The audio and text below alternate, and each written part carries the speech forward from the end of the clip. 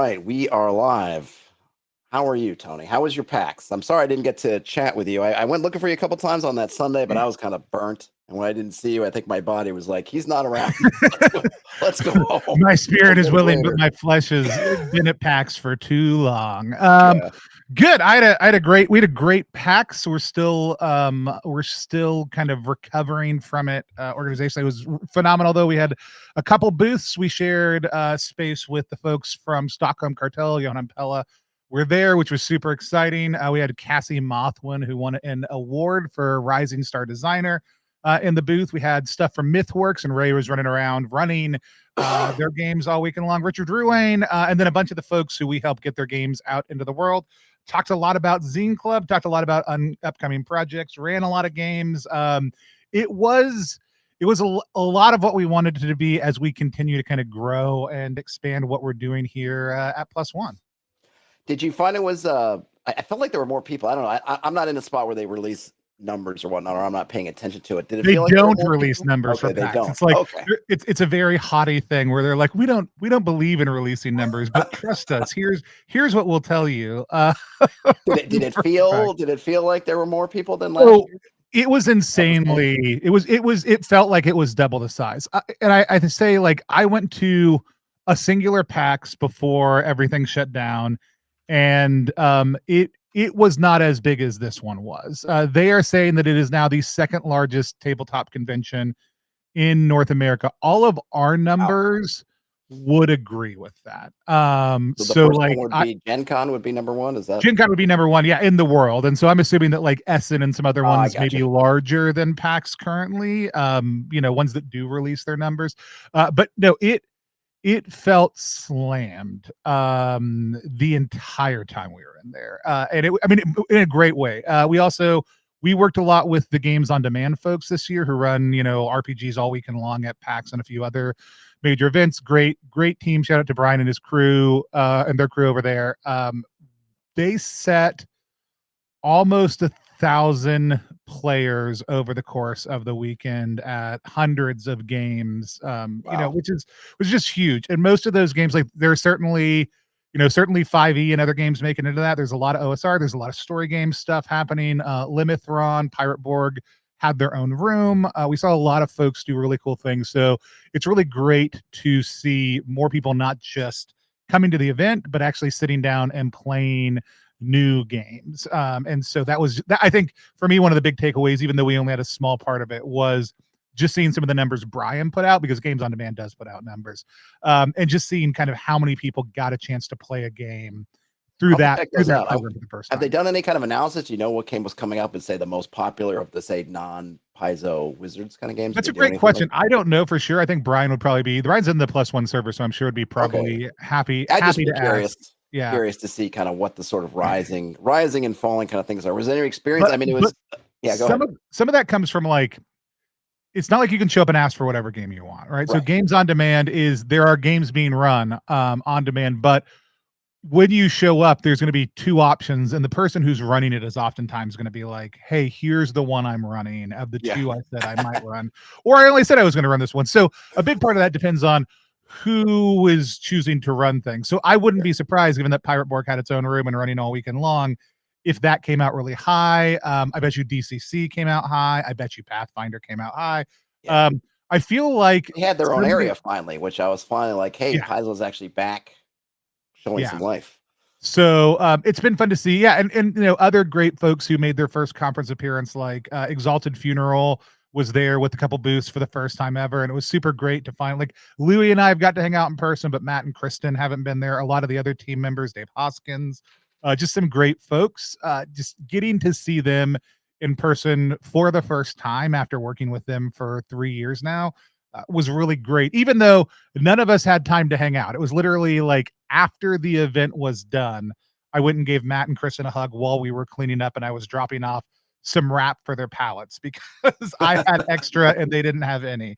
So it's just absolute craziness to try to spend time with anybody that weekend. Totally. Well, I mean, that's why every time I would find you, either I would see you and you were just kind of swamped, and I think like we fist pumped, and I was like, I'll be back, and everything's happening. So it's crazy. I thought the Pele and Johan were like, they were like rock stars there. I mean, with all the Mor Borg stuff, and they were doing those Mor Borg giveaways. It was like the Beatles were in something. It was crazy. The corpse run turned out really great, and I know I don't know if Limithron cracked that idea, who cracked it initially, but one of the things I love about Johan and Pella, one, like there's no ego there, which is a very like Swedish culture thing. Having worked with like Marcus on Down We Go, I've learned a lot about the laws of Jant, which is spelled with a J, but it's how a lot of the kind of the governing principles of how Swedes and other Scandinavian cultures kind of interact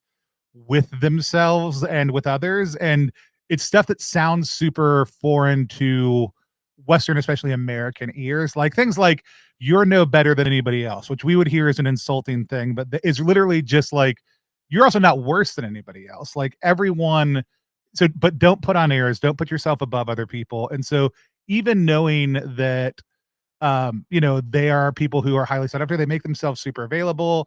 Some people would come by and be like, "I mean, I'd love to have you do a tattoo for me sometime." And Johan was literally like, $50, I'll try you something right now. Like just had no concern about like, that's, don't bother me. Like, had so many people come up and just talk to them about their home brew and home games of Mor Borg and what's happening, and listen to the entire way through every single time. We've got a chance to hang out a lot and support them over the last year with Cartelian Vaults launching and some other stuff like that. But I love working with them any chance we get, and having them in the booth was a huge win from a foot traffic standpoint, but also just getting to spend time with them is super fun anytime we get a chance. And they had $1, I don't remember what they were calling them, and I've got some sitting somewhere nearby, $1 licorice tins that were like black plague pills or whatever, that had little Mor Borg stats on the back of them. Oh, nice. I'm not a licorice fan, but I would have grabbed one just to grab one. For folks who aren't aware about the corpse run, it was a number of booths. I mean, this is the thing about like kind of the Mor Borgification, I guess, of the hobby in some senses. There were so many booths that had some connection to Mor Borg that they drafted a map that was beautifully cartographed, mapped, whatever, designed, even though some of the locations weren't the same. So it turned into more of a they were pretty close. They were what PAX said they were going to be. Yes, not their fault. Not their fault. I remember I talked to M. Allen Hall, who was part of that, and his booth was famous. Allen was the hard one to find. his was definitely off the beaten path. But you go and you get stamps, and if you got all the stamps of all the places, then you would get put into this this drawing, and it was a lot of fun. I didn't do the whole thing. I think I Jean-Luc, who wrote Kavlov's Sanctuary and who I helped him with, we spent Saturday, I think a good part of Saturday, trying to find them all. Didn't get there, but it was fun, and it just showed just kind of how much kind of Mor Borg related stuff is when you saw, wow, there's like 12 different things. They all have like legit. It's not just come to my shop and I'm going to put a little Mor Borg flag. These were all like legit kind of Borgish sort of things. Yeah, and you didn't have to buy anything. A lot of the booths had a free thing to give you if you came by. You could do it every single day if you wanted to. Absolutely, it was really cool. Like we ran out of the giveaway stickers we had at the booth, but again, it's just like they also sold out of all their copies of Mor Borg and went and bought more from freely on site so they could keep on selling more. It's really cool to see the way that they've fostered that community, but also the way they've given that community its own life. Like Johan and Pella don't have to tell people, "Hey, let's do this cool thing." People from that community will come to them and say, "Hey, we have an idea for a thing we want to do. Can we do it?" And they will hop in and support it as much as they can. And they like, created a whole genre. I mean, it's pretty impressive. I mean, it's been really cool to see the way that space is given life. They also all went out karaokeing on Saturday night, and they were trying to get us to come out with them, and everybody's like, "Oh, it must be great for y'all to all be together." We're like, "It is." Sarah and Keegan and I only get to hang out together once or twice a year. It's really great. We love it. And they were like, "Are y'all gonna go back to your rooms and play games?" Like, no, we're gonna go eat and drink, and then we're gonna go to sleep.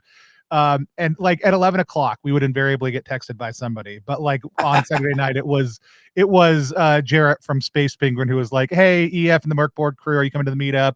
They scheduled a little meetup, and they were all headed to karaoke, and so they wanted to know if we were coming. And it almost got me out of bed, not because I love karaoke, but I have got to sing Swedish drinking songs with that crew at Gen Con while drinking Malort in the conference room of a hotel. But it's like I am not somebody for whom songs hold a lot of sway. Like the part of like I can appreciate good music, but the emotional attachment that a lot of people form to music, I just don't like. And so but the transcendent moment of singing together is very different.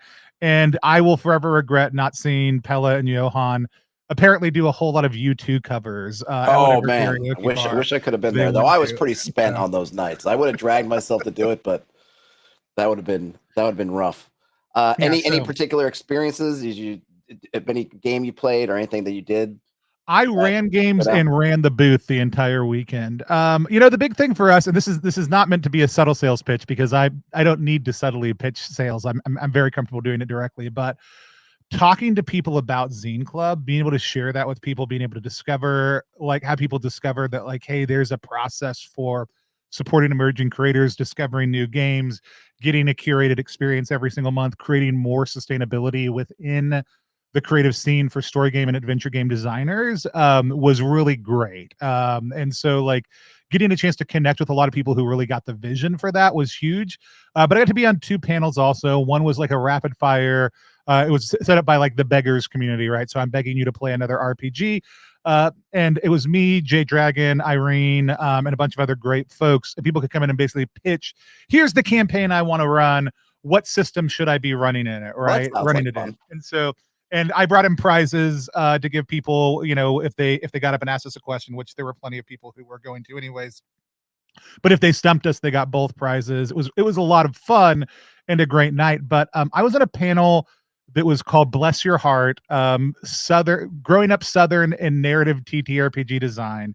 And it was literally people from different parts of the South, which we identified basically just geographically because no one agrees on what the South is. And I'm from Texas, which is a very distinctive part of the South and oftentimes not included in that list.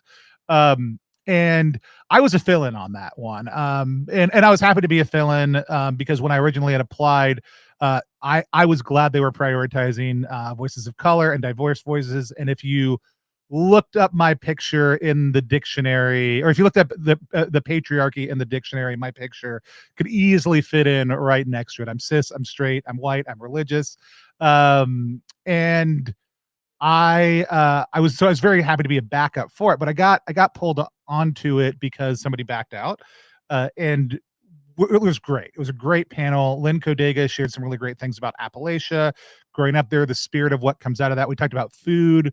We talked about idiomatic language, so the concept that in the South we speak a very distinctive way, but a lot of times we're very familiar with phrases that fell out of fashion in the rest of the country, you know, 2 or 3 or 6 decades ago. And we also make up new ones all the time, quick little sayings that kind of encapsulate something, which has a lot of effect on the way that we think about narrative. But I think the cool moment in that was like, I shared a little bit about my experience growing up in the South, learning about who I am and how that can impact other people, like what it means to be somebody who experiences a lot of privilege in my life and how I can, without intending to do harm to other people, just by existing in a space, right?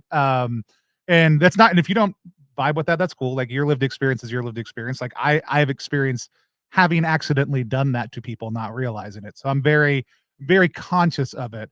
But afterwards, like it was really funny. Somebody came up to me and it was this young, like queer trans person who was like, it meant a lot to me to see you up there, because like I felt like I was really being represented well, and like that I could really see myself, my voice on the panel. And I was like, I don't know what you're talking about. And then they were like, did you miss my intro? And then they were like, yeah, it was just great that somebody from Texas was up there. I was like, that's awesome. But that, I think, for me, that moment of affinity, it's one of the great things about sitting down at RPGs. It's one of the great things about conventions.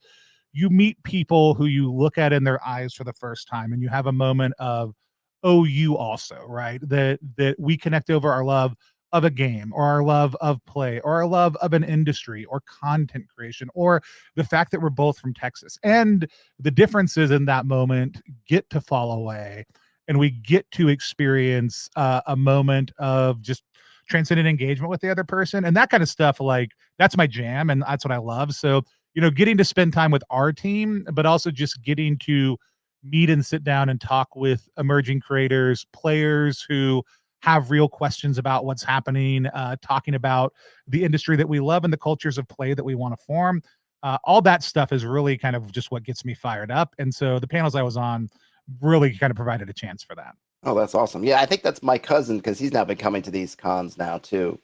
And that's his thing that he loves, is you sit down and play a board game with people, you have no idea who they are. Everyone looks different from different places, but you all bond over this board game that you're playing, and all that other stuff just kind of, it doesn't matter for that time frame that you're playing, and you just kind of have fun with each other. And that's been his whole thing. Well, let's talk about RPG Zen Club, or Zen Club, Zen Club. How am I supposed to? Zine. Zine is definitely the way Americans pronounce it, but it comes from magazine and fanzine. So it is pronounced zine. Yeah, zine. But I will never judge someone for calling it Zine. I will just. It's just how I say on the page. But I'm also like a GIF. I can't say GIF. Sorry, it's always going to be GIF. GIF to me.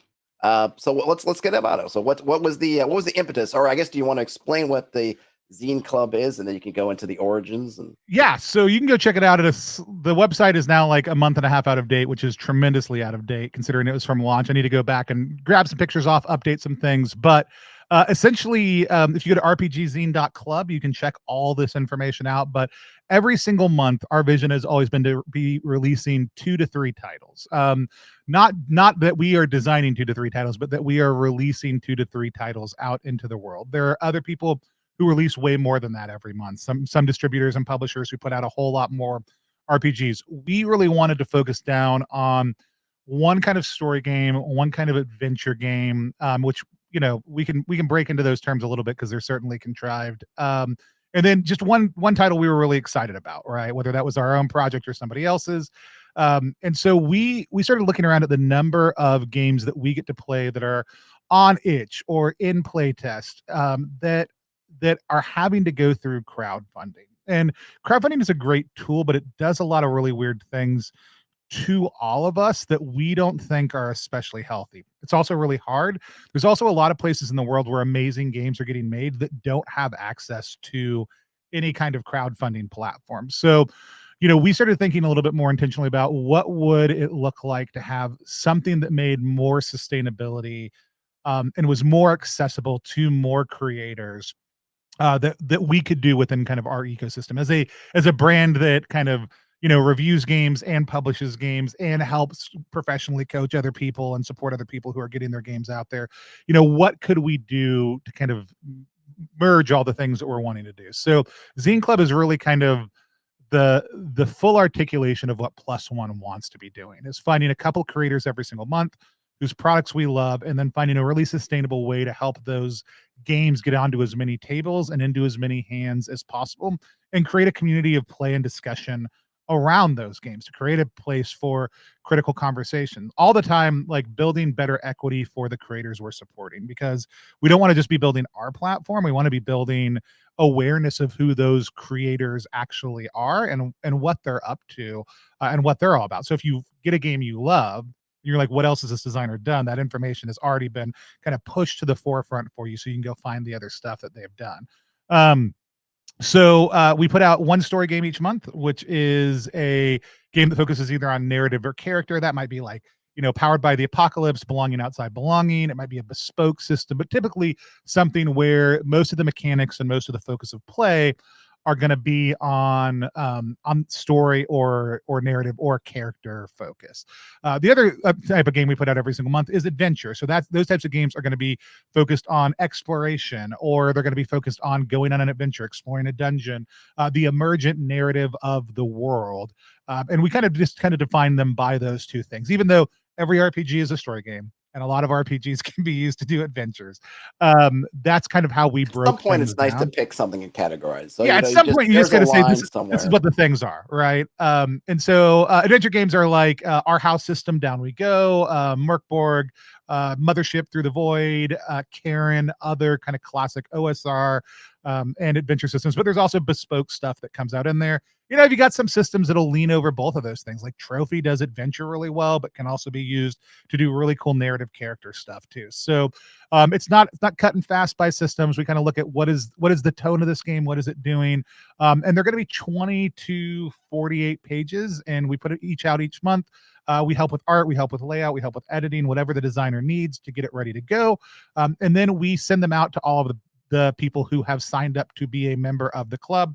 It's $18 a month if you're getting one title. It's $34 a month if you're getting two titles. We're about to launch a 6-month prepaid and year-long prepaid version that are even just cheaper in time for month. Christmas. Are you going to make it in time for Christmas? We're not going to make it in time for Christmas. That was the goal, but it's not going to happen. I mean, like, I guess I could flip it over right now. Like, it's all ready to go, but it seemed dumb to try to push it out in the middle. I don't know. Of the I feel like holidays. a lot of folks, this would be it. I don't know what to get this person that loves games, but I know that they'll a zine a month for a year. Bam. If I didn't have to go into work this morning, there's a good chance it would have been pulled out. But I had to go. I managed a coffee shop, and I had to go in because we had somebody whose kid was sick, and they called out, so I had to go in. So, I hear you. All right. Well, we'll see what happens between now and tomorrow. So the reality is, like, we really love that because it does a couple things. It creates the ability for us to get out just cool new games, right? Like cool stuff that that creator may not be able to access crowdfunding or may not know how to do crowdfunding. Like putting a zine out, even a small game, right, is really hard. And if somebody's still like, what's a zine? You haven't told me that. Like it's a small book. How do I not have multiple zines? We should have probably said that, but I feel like people are so inundated. Right. So like zines, like little books, this size, that we are popping out into the world. Brian, it is tough to prioritize games over coffee. I try to never be caught in that situation. So where's your coffee shop in Philly? Is it near the? It's about a 15-minute trade ride from Center City. So we're still in Philadelphia, but it was not close enough downtown to. Because that's one thing around PAX. There is not a place I could spot that was like, this is a really good place to get coffee. But. Yeah, I mean, Old City is fine, but it's in Reading Terminal Market, which means you've got to deal with going into Reading Terminal Market. So anyways, we put out each of those games every single month. But it does two things. One, it lets us eventually, like as things get bigger and bigger, we're about 150 members right now, a little over, which is great. We're hoping to get to 200 by the end of the year, which is a good sustainable number for us with all the different things that go into it. But by getting to that number, it lets us do two cool things. One, it lets us create a lot of sustainability for ourselves. And I won't pretend that's not the case, right? Like, the portion that we keep lets us pay our staff salaries and plan other projects and invest really intentionally in what we're doing. Hopefully, eventually getting me back to not having to prioritize coffee over games. That we're staffed in a way that either I can go back to working there full time or that we can have somebody who's a project manager who's just always making those things move forward. So, but it really creates sustainability for us. But what we get most excited about is that as it grows, as we get to, almost 200 members now, we get to cut a really decent sized check to creators every single month. Without them having to go to crowdfunding, without them having to worry about, is there an audience for my game, without them having to worry about things, really being able to focus on just making the best game that they can. We get to cut them a good sized check. And if they're in the global South, more than likely a check that is a month or 2 or 3 of rent, depending on where they live in the world, right? And in the US, we're getting to the point where it's like, hey, like your bills are going to be taken care of for a large part of this month. As things get bigger, those numbers get bigger, and that lets us start to, for 24, 26 creators over the course of a year with some of the other stuff we do, cut them checks on the month that their game drops that really let them make game design and gameplay a more essential part of who they are and what they do, to not have to worry about how they're going to make ends meet over the next year. And we get to do that without giving Kickstarter any money, without the stress of crowdfunding. And we get to create a community of conversation and discussion around the titles, and around supporting kind of creators in all those different spaces.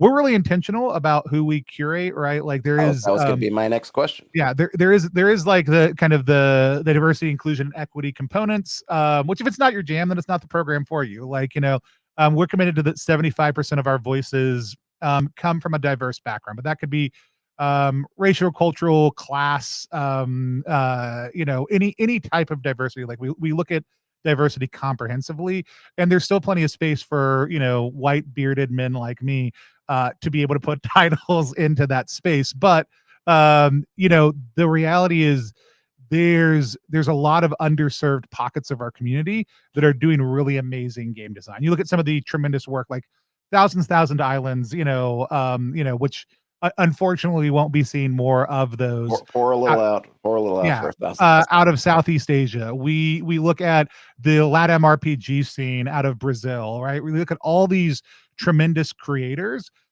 who don't have access to the mechanisms of folks who live in North America and Europe just by nature of where they happen to live. So being able to like just step around that and being able to be really intentional around some of those pieces is something that we're super intentional about in the way that we pick things, while still maintaining a very much, are we excited about this game? Is this a great game? Is this something we're looking forward to getting into the hands of more people? Has it been well made, well put together? Has it gotten the editing and developmental love that it needs to? Like we've relayed out about 50 to 70% of the games that we've gotten so far, just to make sure that the layout is top notch. We've commissioned art for projects just to make sure that what people are getting is a really great product, in addition to supporting somebody who we think is a really phenomenal creator with a really strong voice. So there's a lot of things that go into it, but we've got a team that does it. Over time, you'll see more and more that we'll be asking the community to help source those, to ask people to help kind of move those things to the forefront of like our attention, because we also know that we're really limited in just knowing everything that's out there. Like as many games as we could know come out in a given month, there's a lot more that actually do come out. And sometimes there's hidden gems that have been on itch or on drive through for like, a year, and just they've never gotten attention because the person popped them up and doesn't know how to operate a network and get their game supported. So we're constantly on the comb for that, and we're always working about 6 months out on what games we're producing, what we're putting out, and some other things. But the other major way it happens is just by being in community with us. Like our Discord is a great place to kind of connect with us. So ttrpg.link/discord will take you to the +1 Discord. We have people in there. We have a pitch channel, so people will just come in and pitch. Hey, here's an idea I have. Here's a game that I have. We'll look at them. We'll see what they're a best fit for. But we still crowdfund projects. We still do direct publication. We just put Hell Whalers out right before PAX. It'll start shipping out to people next week, which means it probably won't be there for Christmas, but it will be there for New Year's. We just crowdfunded the Wassailing of Claus Manor, which will be out around Epiphany. That'll start shipping around January 6th. And so there's a lot. Shout out to Epiphany. Wow. Shout out to Epiphany, the true end of the Christmas season, which is why I feel fine saying we'll have it out before the end of Christmas, but the actual Christmas season, not December 25th. Right. So anyways, yeah, we still put out a lot of other things on top of Zen Club, but it's really going to be the heart and soul of what we are all about, for the coming years as that community starts to grow and mature. Sounds awesome, and it's a great idea, and I'm glad that it's been successful this far, and hopefully it can keep being successful. We've already had 2 other people who are like, "Are you going to get mad if we do this also?" And part of me just wants to be like, "Go get your own idea, dude." I mean, it feels like, I mean, you guys nailed it, because as soon as I heard, I was like, that is a really good. I mean, provided you can find the right stuff, and obviously you guys have a good pipeline now where you're getting things. But I'm like, yeah, it's a really good idea. Yeah. So yeah, I have no doubt that someone's going to come in and suddenly it'll be, Oh yeah, for sure. I'm sure we'll see 2 or 3 of them pop up over the next year, no doubt.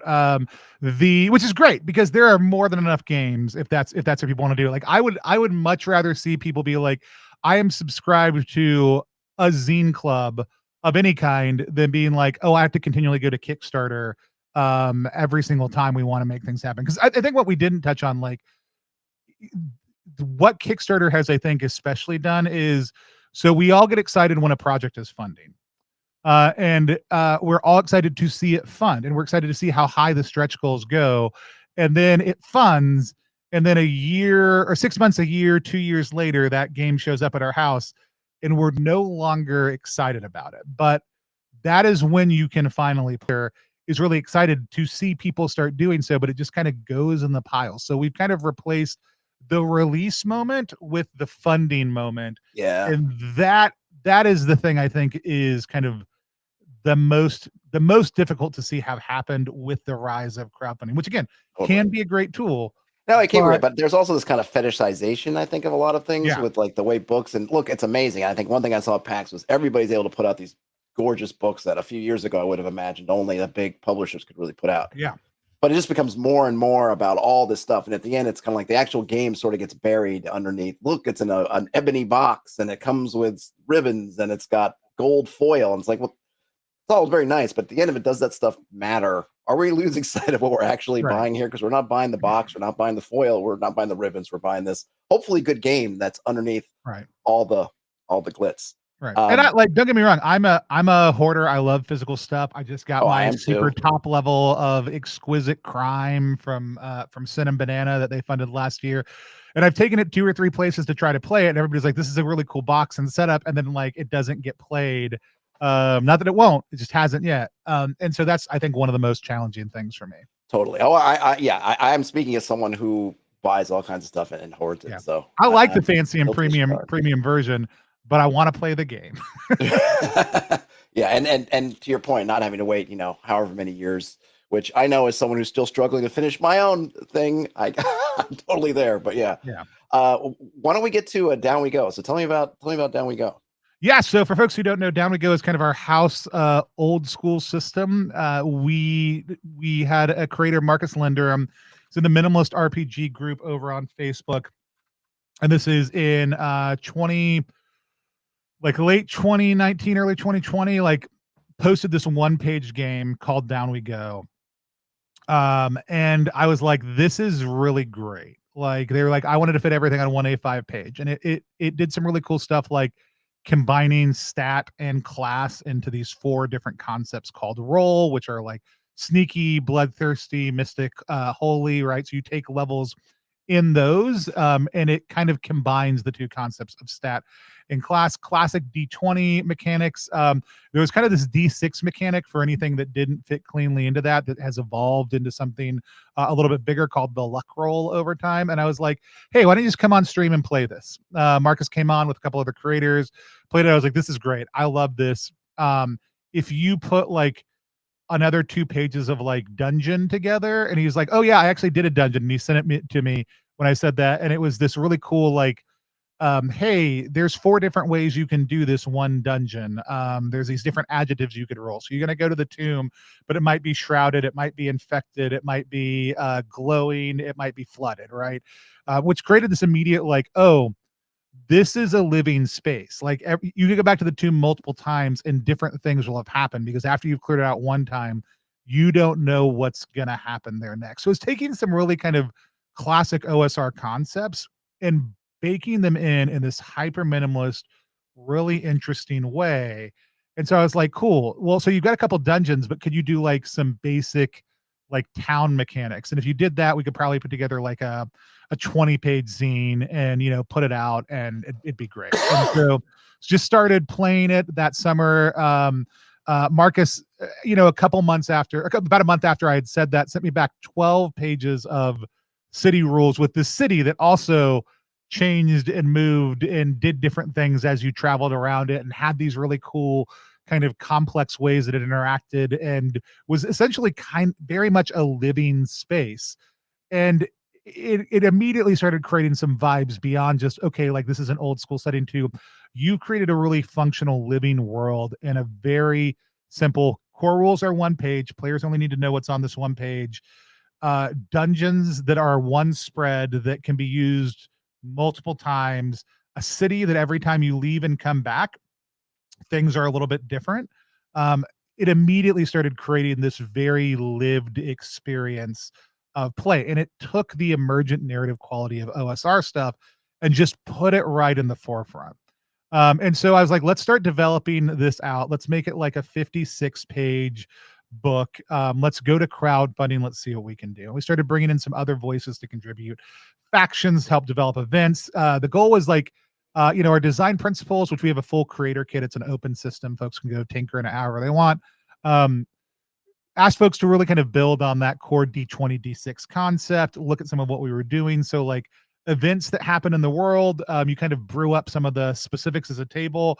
But there's, always a little bit of like when this event is happening, which could be a plague, or it could be a holiday where we remember those who have died, or it could be any number of, there's one called it was originally called the gentrification beast, which we scratched out in draft but never deleted the words the gentrification beast. And so like it's whatever the title actually is of the event, with gentrification beast scratched through written next to it still in the final version of the game. uh which is like, by the time we got to the final print, was intentional but just had happened to survive. But it's basically a monster that will appear every once in a while and try to swallow a district of the city. But when the district comes out the other end, one of the defining adjectives of that district will have been uh upgraded, or depending on your perspective, to where now it might be glittering or golden or something else.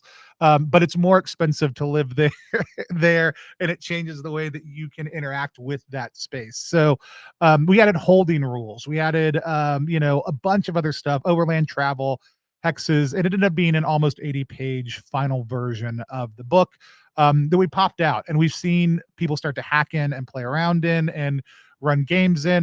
We use it as our kind of standard on stream OSR system. It plays really well with other things, but we've just found it to be a real delight for introducing new players to things. But one of the coolest things that emerged out of it was the concept of lore as loot. And this was like a real meeting between me as a developer and Marcus as a designer. We were running the playtest over the summer, and Marcus was like, every time we would get into this little mini mega dungeon he had written, would ask us, pardon me, about he kind of staged it with like, there's this nearby mega dungeon. Where can you get the game? You can go to ttrpg.link /DWG. That'll take you straight to the +1 site.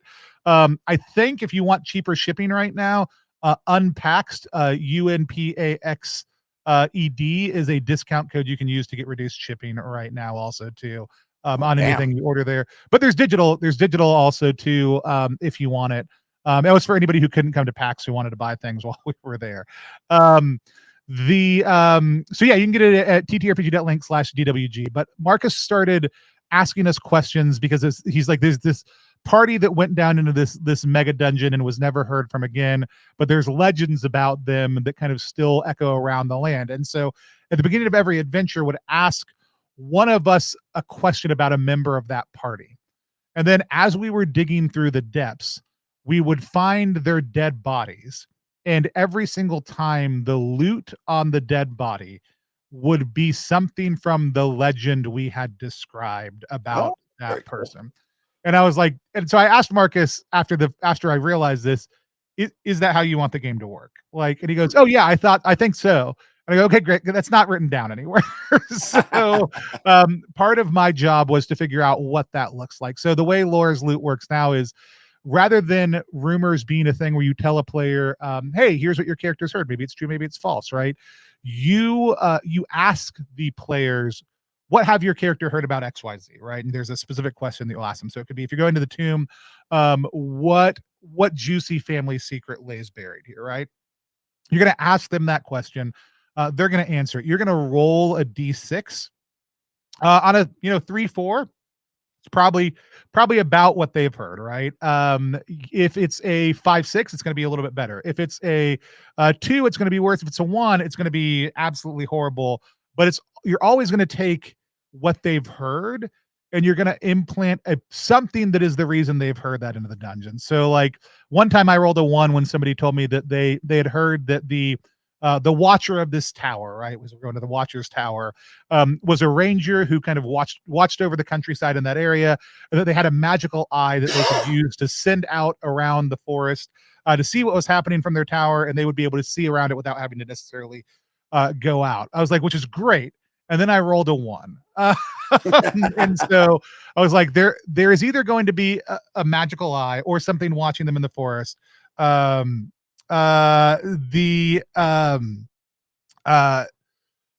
My brain just stopped working totally. So story, then when they showed up, they never caught it because they were not focused on, really exploring the space around them. But there was an eye from one of the like very powerful creatures in the tower that was following them the entire time. So they finally get to that dungeon and they watch this eye kind of come down between them and go into the middle of this centipede-like creature's forehead. But it was all woven from their idea of there's this magical floating eye. It just got turned against them. Yeah. No, I dig that. I dig that a lot. And it's definitely a way, I think, for players who, like one of the things I think, and I feel for players, like a player in 5th edition might say to their GM, like, I really want this sword or something. And the GM's a lot of times like, yes, the next thing to find is a sword. Now, me as a player, I actually don't love that so much. But this concept of that I'm maybe throwing something out in the universe and maybe there's this sword that I want, but it might be that the sword's going to turn out horribly wrong. Something horrible is going to be. It's a nice trade-off, I think, by giving the players some control, which often OSR games don't. Right. But still, there's this element that I think a lot of OSR folks like, which is the dice and the fact that, sure, there's this kind of, maybe you are making kind of a supplication to the fates. But when you do that, know that the fates may smile upon you, or they may turn a frown, and then you'll wish you'd never asked. There also are moments as the GM where a player just says a thing and you're like, oh shit, that's so good. I'm not even rolling a dice. And that's usually when the players are already hanging themselves. Like for Through the Void, which is my sci-fi version of the game. So if you like what you're hearing about, Down We Go, on our site, you can check out Through the Void, also Memory Hunters, which is Filipino cyberpunk. You can check out my brain stopped working. Death Grind Megastructure, which is currently sold out. You'd have to hop over to Itch or Drive Through to do it. We just sold the last couple copies of it. I've got to do another print run. They're all built on kind of a similar system. But one of the things to remember is it's okay for the GM to shape that based on the power level of the world, right? So why have people heard this sword is magical is a great question to ask, as opposed to you've heard about a magical sword. What have you heard about it, right? Because why have you heard it's magical, or what magical thing have you heard it's done, can oftentimes be the stuff of legend and not reality, right? So if you want a really grounded, really gritty one, it's really thinking about what do you do as the rep? And you don't have a role as the GM other than that one role to see how true things are or not. You just manage the world around the players and you react to the world, or you let the world around it react. But you just see really great things come out of the mix of random tables and narrative stuff. Somebody was like, it's like somebody read PBTA and Into the Odd and decided that these two things should work together, right? It's very rules light. It's very easy to pick up and play. It's very easy to create a character. But there's kind of that leaves some holes for your players to have ideas, which most GMs do. Most GMs are like, my players say a better thing than I have.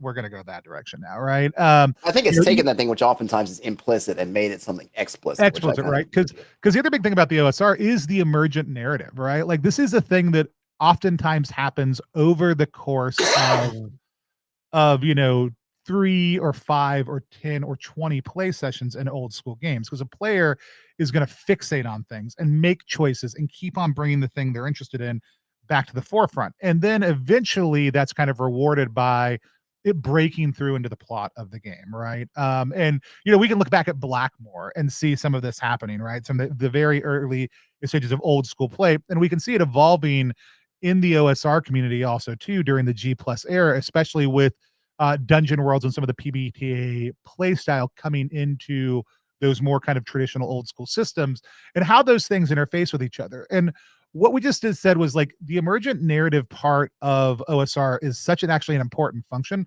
Where does the table want to go together?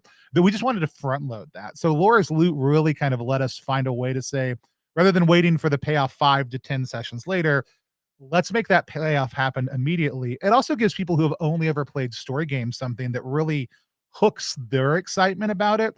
And it makes things sing in a one shot. But the space it gives to say, a game I ran at PAX, which we ran in the Velvet, which is this haunted theater district. It's a little multi-fold expansion that you can kind of lay out as a map. But it's a district that only appears in the city every once in a while. It's this kind of weird cursed Fey district.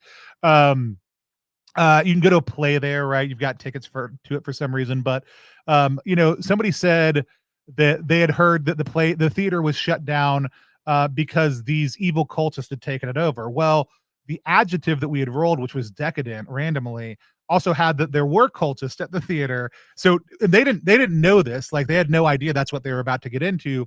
But also, one of the twists on that is that the cultists are actually protecting you against something even worse that is trying to break into this reality. Well, somebody else was like, I heard they're mechanized cultists, and they want to like turn everybody into automatons. And so, like, by all the different roles of true, false, all the different randomization in that, as well as their ideas, what we ended up with was cultists who were trying to prevent this mechanical god from ripping its way into reality. But they ended up killing all these cultists who were protecting everything. And so we just closed off that one shot with this mechanical hand basically unzipping reality and this giant clockwork eye like staring down at them. And I was like, that's a good place to stop, which great place to stop. It's a higher pop off than I might necessarily go with in a campaign on the first session. But in a campaign, I'd probably be like, they kill them, and like it advances that agenda a little bit more, and they find a hint about that, right? There might be a clockwork automata, like shambling beast in the back, and they're like, how did this get here? But like when it's a one shot, go ahead and pop off at the end, and then absolutely, it's great. All right. Hunter had a question for you. Let's see. Does your zine also publish mechanical system agnostic rules? They've got a thing. Yeah, so I love system agnostic stuff. One of the things we'll oftentimes do, because Down We Go is so light, is that we'll encourage people to basically stat for Down We Go while calling it system agnostic. But if somebody was like, hey, it's fully system agnostic, we do a thing. We try to do a thing every year called the System Failure Bundle, which is just a set of system agnostic pieces. And it depends on how I'm reading your question. Like, if you are like have mechanics without a setting, that would be a little bit different conversation. We actually have a project for that too. But if you've got an adventure or a setting or something else that's system agnostic, Into the Riverlands, Sun. Yeah, you've got a whole system doesn't matter section. Yeah, we are huge fans. Ironically, while printing a bunch of different systems and thinking that systems are very important, big fans that play culture matters more than systems do, and that systems can support a game, but they won't solve all of your problems. So it really is systems have a lot of direct import, but at the end of the day, you're going to sit down and play the game that you want to play with the tools that you have at your disposal. And so we do love to kind of turn the system doesn't matter. Hunter, if you got an idea about a faction system without a setting, we're actually getting ready to put out a major faction supplement for Down We Go. So shoot me a message over on Discord. Like I said, ttrpg.link/Discord if you want to hop in our community. And then Tony from +1, you can just shoot me a message. Or find me another way, whatever. But if you have a pitch, we'd love to talk to somebody for sure. And Dave, thanks for picking up Down We Go also too. Brian says I hate the vibe of asking a GM for a specific item. Like, while you're out there, can you get me a +1 sword? Like it's so weird. And even magical items, like I just wrote for this supplement we have called to live beneath, which we were talking about Chaocalypse. Ben right beforehand, Ben just did the cover for To Live Beneath for us, is going to be doing another piece for it. Also too, it's basically 20 factions that live in this giant kind of mega dungeon without maps. You generate the map as you go, but they also have these hearts the dungeons are built around. So we had a bunch of artists who are going to come in and do that. So we've got Ben, Kyle Latino, Charlie Ferguson Avery, Charlotte, and a couple other folks who are artists who are working on the project that we're really excited about. I just built a magic item, and it's like it's by this faction that's in the core book called the Dirt Lickers, but this is all people who live underground. And the Dirt Lickers, they like get rolled. They're number 2 on the faction list, and they get rolled randomly all the time. But they literally are one of my favorite factions. Aaron King did all the factions. They're all super weird. The Dirt Lickers basically they want to eat dirt, so they'll send adventurers to go get rare forms of dirt. But then they use them to do dirt and earth elemental magic. And so that is the whole vibe of them. And so this is a group of people who are in training to become adepts. And so they are down in the depths, constantly excavating cool types of dirt down in the dungeon. So rather than them moving around looking for control, they're a super neutral faction. Their goal is to get into a big enough space to build a golemic drill to just start digging straight down into the dungeon. And so but I made an item for them because they have all this like earth power where like they're just giant sledgehammers that do extra damage to dirt. Like that's all they do, which isn't great unless you need to collapse a tunnel or you're fighting a giant wild earth elemental, or you need to crack a wall, or things along those lines. Like there's a lot of use for it, but it's not like it's this like, oh, give me a +3 sword. It's like, oh, here's a weird thing. Also, you get cotton mouth while you're using it. Like your mouth just gets really dry up. Nice. the entire time you're using it. And so like all of the magic items they're kind of like that. Like they have a purpose. You can get a +1 also too. Like that's whatever, you know.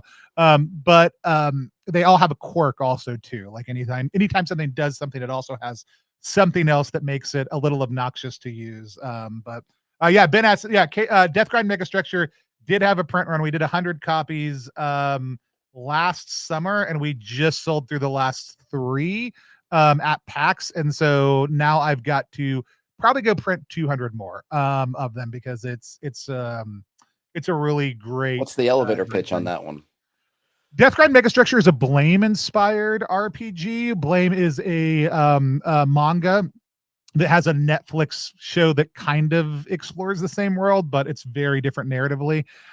Blame is this giant megastructure that, depending on what point in the history of the run of the comics is, it's either the size of the solar system or galaxy spanning. Like it's this huge megastructure. So huge. Humans live inside of it. But it is so far in the future that, and we have modified our genome enough and integrated enough cyber tech that the megastructure no longer recognizes most people as humans. And we used to have a gene that allowed us to control all the electronics. And that gene was lost over time. And so it's one of the reasons it doesn't recognize us. It's one of the reasons that it is dangerous to us. But since we are not humans and it was made for human, it wants to kill you. And so people kind of are in these isolated pockets exploring this giant monolithic structure that literally wants to destroy them. And so Josh Hiddy, who we have a number of products for on the site, Ostrich Monkey, and we got some more cool stuff coming out with this year, did during the first Down We Go jam, did a Deathgrind Megastructure, right? This Blame-inspired version of it, and you get to say really cool stuff. Like we were all people from one of the cities. I was somebody who had the ability to like visually alter the appearance of myself or others by manipulating their genome. We had like mono whips and other stuff like that, and we had to go out and kind of harvest some resources and without triggering the system. So Josh added a simple clock mechanic on that, so that as things go wrong, if you have bad rolls, the clock ticks up, and eventually security bots and AI will come and track you down, and then they will notify a larger, more dangerous threat. So at one point, we found ourselves in front of this giant security AI, and I think I described punching it, and Josh was like, "Yeah, you see its programming kind of ripple underneath your impact, and it looks like." You've kind of you bruised the flesh of this security AI. And I was like, oh, cool. I want to rip off the flesh of this AI and penetrate the vulnerable programming underneath, which is just a cool thing to get to say. Period. Yes. It made me realize how much potential Down We Go or Together We Go systems have for like cyber running stuff because of the blend of narrative and old school like design. It's just doing some really cool things that let you have the freedom to describe a little bit more what things look like. But just a really cool thing. And then, we got some valuable information that, it was a one shot. So it didn't do anything for us that session, but if we had kept on playing, would do it. But yeah, Deathgrind Megastructure is a super cool articulation of Blame-ish type stuff, which is this hyper violent, transhumanist future. It just does really cool stuff though. Awesome. Now you guys are also you're doing shows too, right? You're playing games online. You're doing streams. What are you guys playing? So we play a lot of stuff. We just finished because we were, we do a lot of promotional work. So a lot of times it's stuff that's in funding or about to be released. So we just finished playing some really great stuff. We did the Wassailing of Claus Manor, which is one of our projects that we did with Press, Mike Martins. It is a holiday Bedlam Hall inspired adventure. So you're the servants at Claus Manor. It operates on a trophy dark engine, so it's a little bit play to lose, but you can actually succeed in this one. And there's, rather than there being like one incursion like there normally is in trophy, every member of the Claus family, so Lord Claus, Gertrude Claus, Mrs. Claus, his brother Dead Morose, who wants to well, we'll get to that in a second, all have their own troubles and things they want you as the serving staff to do for them. So for Santa Claus, because of the global population boom around the turn of the century in the 1900s, Santa has made a dark pact with an eldritch being and is cloning himself in order to keep up with the delivery schedule. Gertrude Claus, Mrs. Claus, has been started a side hustle that is packaging magical meats. Also, reindeer are going missing. Totally coincidental. Totally coincidental, sure. Yeah. Dead Morose, Santa's brother, wants to reignite the ancient war between elf and man. And you're all playing, and they're all wandering around. You encounter them. They want you to help them with things. They escalate their demands and their troubles as they go if you don't solve them. And so we had to play that a couple of weeks ago on stream with Mike while we were funding it. It was an absolute blast. Keegan and Sarah played Our Minerva on one of our cult streams recently, which is this the Children of Demigods, just kind of slice of lifestyle play. We just played Ave Nox by Charlie Ferguson Avery, which is their mega dungeon that's currently funding, creator of Cess and Citadel and Weird and Wild, right? So we love anytime we get a chance to play with Charlie, because it really probably means we'll get to create some custom Down We Go content. So like Cess and Citadel, we created a totally alternate set of classes for Cess and Citadel that you can play using Down We Go. For Weird and Wild, we've got a couple alternate backgrounds and other things like that. But for this one, we took some of the backgrounds Charlie had created and I just kind of fleshed them out, and we got the chance to play it using Down We Go. And it was people who it was their first time playing with that system ever. It was super fun. But Ave Nox kind of begs the question, what if something went wrong in the world and the ultra wealthy made a bunker and hid themselves away in it, and then 500 years later you were exploring that bunker within a fantasy realm? And so very cool. It's really cool. It's got some really great things. We did some off the wall, unhinged shit in the stream to get to explore areas we would never have gotten a chance to do. And anytime we get a chance to do stuff with Charlie, I'm super excited. Charlie is going to be doing one of the hearts for To Live Beneath, but also is doing all the Feral Indie Studios. Charlie and Alex are going to do each of the symbols for each of the different factions is going to get brought to life by Charlie also too. So that's awesome. Super excited by getting to work with them on a project formally on our side also too.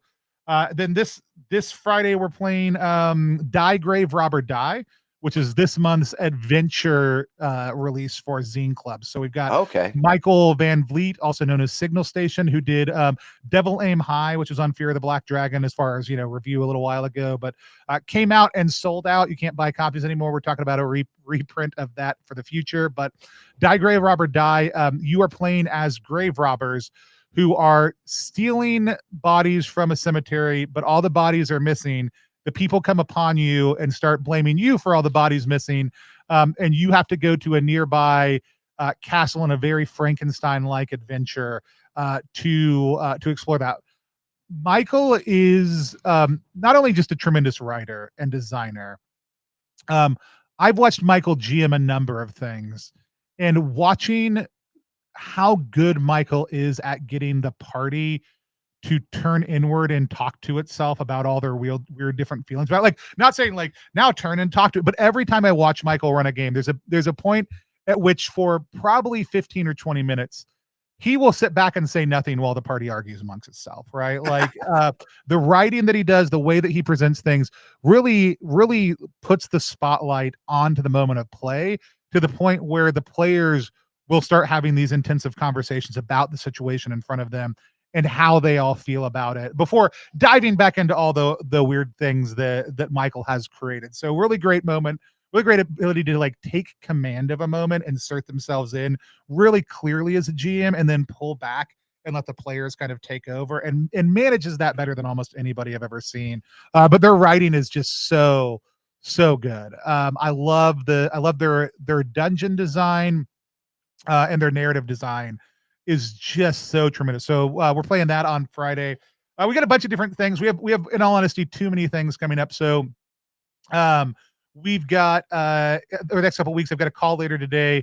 We are working with Manadon Studios, Matthew over there, who runs a lot of the Mouse Ritter community stuff. We are launching Tomb of 1,000 Doors in January, which is a Mouse Ritter mega dungeon. It's 43 different contributors who have worked together to create this. It'll be the first A4 book that we've put out directly. So it'll be a full-size book, gorgeous mega dungeon. It'll be out later next year, but most of the layout's already done. We're in the last like 10% of layout for the entire project. Editing's almost done, and we're going to be launching that in January. You can go to ttrpg.link/1000 doors to check that out. The Mouse Ritter community's also already showed up huge. We've got hundreds of folks following it already. Happy to have a few more. Heck yeah, Mouse Ritter's another one on that list I have to read. Haven't read.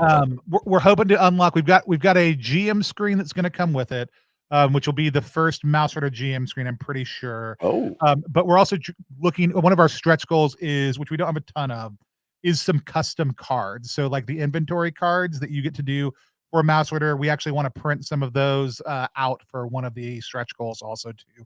So we're working on a lot of really cool stuff. Matt's such a dream collaborator, so good just putting that project together, helping run it. Really, I've only had to come in and help out with a few different kind of key project management things, but be on the lookout. We'll have that stream coming up in the next couple of weeks also too. And then To Live Beneath, which is our next big Down We Go thing. We're probably going to do a little bit of a West Marches style play, which is how we did the original play testing. I am working with Ty from Eldritch Mouse or Mindstorm Press to kind of lock down what we're going to be doing for the faction procedures. That's why I was telling Hunter, like, message me now because we're working on some faction stuff. I'd love to see what they've dreamt up. But basically, how the factions interact with each other in the mega dungeon every time you leave and come back is the major piece we want to figure out. And we could just draft off of what we've done for the city, but like, we really want the dungeon to have a little bit more stakes. We want those factions to interact a little bit more specifically. But it's going to be that same kind of classic Down We Go classic that most of you are just discovering right now. Down We Go concept of here are the things that you're going to roll for, but you'll also have some of the things that you're asking players at the very beginning that are going to kind of help hook into that, right? And there won't be as much session to session pieces, but I'm really excited about that. We're also finally introducing level 0 rules for that. So we will, in our West Marches, be running people from having 4-0 level characters up until actually leveling up those characters, through 4 or 5 sessions of that, probably January into February. I'm super excited about that. We'll be doing all of our Zen Club releases. I'll get their own actual play. But the other major thing, I don't think we've told anybody this yet because it just got figured out last night. We've got a big project coming up with the Gauntlet. We're going to do at some point in the near future, if all things work out, a full run of the Between. So it'll be about 15 sessions that we'll do live streamed of the Between, which is going to be coming to funding later on this year, which is Jason Cordova's Victorian Monster Hunter. We've been wanting to get into longer arcs. Jason said, hey, could I run a 15 session stream for you? We're also going to use that as a way to announce another scoop for you here, that we're going to be moving things over to moving a lot of our videos over to podcast format also. Nice. We know a lot of people can't, like, even if it's like this where it's just 2 people talking, a lot of people want to see it. And so we're going to be moving a lot of our audio over because we do so much theater stuff to a podcast format so people can do it. But we want to use some of those longer arcs as a way to kind of step into some of that and then just drop some of our other content that we're excited about also too. So a lot of big things happening in 2024, big year. Yeah, that's awesome. And then Zine Month happens, and then like all the other things we have for the year will start kicking in also too. You're already over time. Oh, we're in overtime. Any last stuff here? No, Well, that's it. That's enough. That's a lot. If you that's want to it. follow anything we do, at +1EXP on most social media platforms is the best way to find us. The Discord, if you're a creator, is another great place to hang out, another great place to connect. TTRPG.link/Discord. You can find all of our games at +1exp.com. But if you do one thing, if you want to help support the work that we do in supporting other creators and supporting us, head over to rpgzine.club. Check out RPG Zine Club. Look at the story setting, look at the adventure setting. There's one where you can get all the zines. By tomorrow, there's a good chance I will have flipped everything over and you will be able to buy a 6-month or year-long membership. But you can also get there through the main +1 XP site. Yeah, it's all linked. It is all on the same website. But so like all those different things going on. But we always are interested in connecting with new players, new GMs. Big shout out to Keegan and Sarah, the co-owners at +1 EXP, who trust me to run a lot of this stuff and continue to put more and more on our plates with very limited bandwidth. But it's been great to be on them. I am bummed we didn't get to connect at PAX, but I'm super excited we got to sit down today. Yeah, absolutely. I mean, and in some ways this is better because we could kind of talk, and it's not. I'm going back through some of the video, and I have one. I talked to Doug at Free League, and it was Sunday, kind of mid-morning, and it was hard. It was hard for him. He's talking like this. He's like, yeah, it's been a great PAX. Some of that energy is a little bit dissipated. Like, it's tough. Yeah. So this is we're also not having to do this. Hey, yeah, this is super good to hear you. I'm so glad to be here. Right, or the people bumping you from behind as they're trying to get to a zine that or something that's back there. So this is good. I mean, it would have been great to do, and I would have done both if I could have. But this is totally good. Any last questions right now? I'll give the chat a second to catch up, then we can kind of close up shop. But yeah, it was good to catch up in longer form. And yeah, anytime. I love it. I love to sit down and talk about stuff. Happy to come on, dive into different things that we're up to, or just talk about what's happening generally. Because absolutely, I don't know if you know this. Like, there's sometimes people have strong feelings about what's happening in old school game spaces and tabletop only content. Sometimes. Only sometimes. Not nothing recently. No conversations around plagiarism or Oh gosh, I heard about. I didn't touch. I haven't touched on that. But it's just a shame. It's a shame when that happened. I mean, and it was unfortunate today. I'd heard about the Hasbro things, but I hadn't heard about who got let go, and I hated it when the first alert on Twitter was somebody using the occasion of, I guess, hearing that Mike Merles was laid off to make some kind of snide comment about this or that. I'm like, come on, man. I mean, look, here's the deal. 1,100 people were laid off. Once I heard that Mike Merle's name was on that list, I was only sad about 10,099 names. I know he didn't have a lot of friends. I know he's had a rough run of it, but we could give the gig. I feel bad that he was let go. I didn't have anything personally. Here's the deal. Here's what I will say. I don't, not because I wish anyone ill or the loss of their job, but I am sure anybody in the C-suite of any of those positions made more money than you or I will in their severance. Oh, no question. I think I looked at his LinkedIn actually came. I looked at, he was 18 years on the job at the top of the thing. I'm sure that I have zero issues, and I'm sure his severance will serve him well as he continues to fail up. Yeah, he's not taking one of those tin cups and clanking it, on the street. No question. But people like to just kick people when they're down. And I'm like, be better. I hate to kick people while they're down. I just have a hard time viewing anybody in the C-suite that got let go. Yes. As being down right now. They're the ones that get those golden umbrellas and had it written in their contract that when you let me go, I'll get 2 years worth of salary and blah blah blah. Yeah, we have a full we have a full, like, within our Discord, we have a full no brigading policy. We also don't let you call out individuals about a thing. There is one individual who is exempt from that. It is not Mike Merles. And it's because that person has openly stated that they really view themselves as a corporation, and so we are happy to treat them as one. Well, that's right. That's right. There you go. If you want to know who that is, you go to ttrpg.link/Discord. Check out the Industry Bullshit channel. It's one of the most popular ones there. But Dave, that sounds great. Shoot me that over. Yeah, Dave, and I apologize because I owe you a quote. I owe you a quote for the back of the book or front of the book or wherever you want to put it, in the trash if you want. And I got to get on that too. So Yeah, Dave's. I did it on the. I did it a read on the channel, Project Sunflower. I don't know if that's the. I think it's Project Sunflower, right? Dave, reprimand me if I'm off. If I've gotten the name wrong. Also very good cover. Well, thanks so much, Tony. If I can get you to hang on a second, because when I hit this end stream, it's going to go through a little bit of a shebang. Cool. And then all right, folks, enjoy the rest of your day, nights, whatever you watch or listen to this. Please support Plus One XP. They're doing good work out there, helping fellow creators. Project Sunflower. I didn't air. I hate it. I hate it if I get something wrong. I'm like, yeah, I really love this thing, and then I say the name wrong. So glad I got it right.